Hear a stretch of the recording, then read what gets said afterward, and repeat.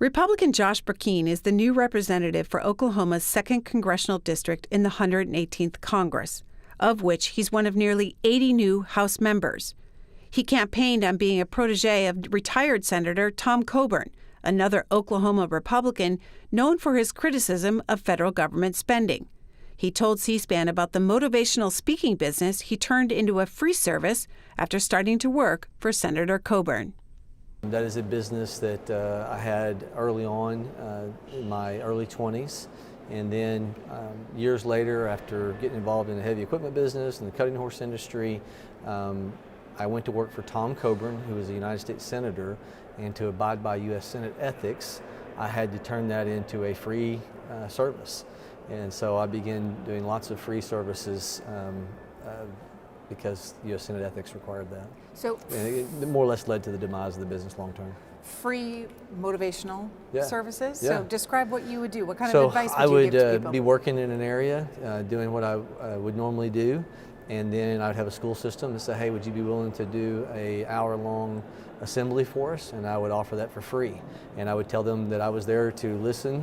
When I close out the presentation to abide by U.S. Senate ethics, I would say, hey, I'm here to take any information you'd like Tom Coburn to know.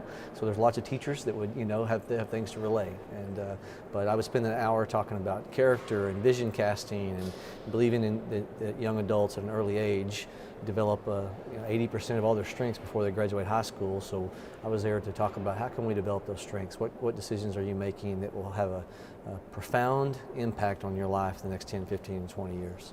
If you were to give a motivational speech to members of Congress, what would you say? Speak the truth. Speak the truth and put your nation's best interest ahead of your own personal self-preservation. Why are you here? Because I believe our nation is facing a fiscal collapse at some point in the future. And as you read different economists, they all say more or less the same thing. Well, you don't know when, but anything that can't continue forever may come to an end. And so I'm concerned for our country. I'm concerned that before we get to the end of this decade, that just $1 trillion in interest payments is going to be taking place. Annual debt service, money that's going to be flushed down the toilet for this nation, will match what we're spending on our defense budget. $1 trillion, and it's not sustainable. The Congressional Budget Office says by the time that we get to 2050, almost half of our entire federal budget is going to be just interest on our debt. For our longtime C-SPAN viewers, what you just said would sound very much like the former senator. Did you learn from him? Yeah, I spent 6 years with Tom Coburn. Anybody that got to see behind the scenes, the Tom Coburn who was genuine, who was honest, who was straightforward, he was passionate, he was a man of faith. He lived out that faith. Like all of us, he made mistakes, and we'd go back and apologize and humble himself. But he made an impact not only on me, but the many of us that served on his staff. You can look around, and I can point to different staffers now that are doing things, and they would point back and say, Tom Coburn was transformative in my life.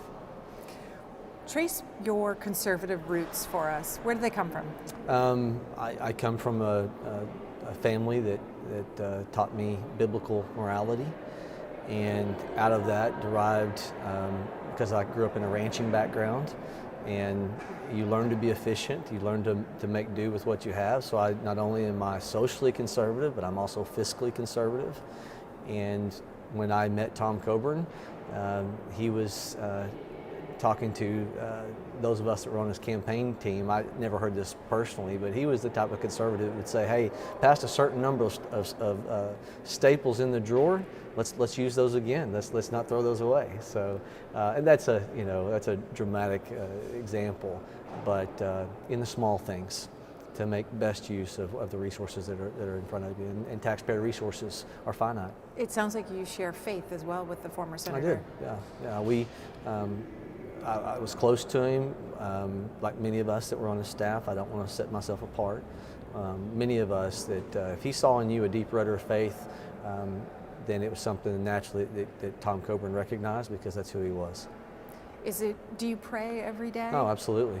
I believe in Proverbs 3, 5, and 6 that says, lean not on your own understanding, but in all your ways acknowledge him, talking about God, and he'll make your path straight. So as a person that has to be humble enough to recognize that there's a lot of answers, and that I believe in a God who can provide those answers, whether it's through good counsel, whether it's through what I read and in a number of other ways. If your heart's right, then He'll make a way for you. Have you found a prayer group out here? I know that was something. Yeah, there's. I used to work with a Christian ministry called Kanakuk. I was one of thousands of staffers that worked under Joe White, and so I've actually been in communication with him about maybe trying to set up something to take some of the biblical truth and memorization of Scripture and take some of the things I learned at Kanakuk and maybe we'd do our own Bible study up here. But there's some Bible studies, some good Bible studies that are going on up here, and absolutely want to be a part and have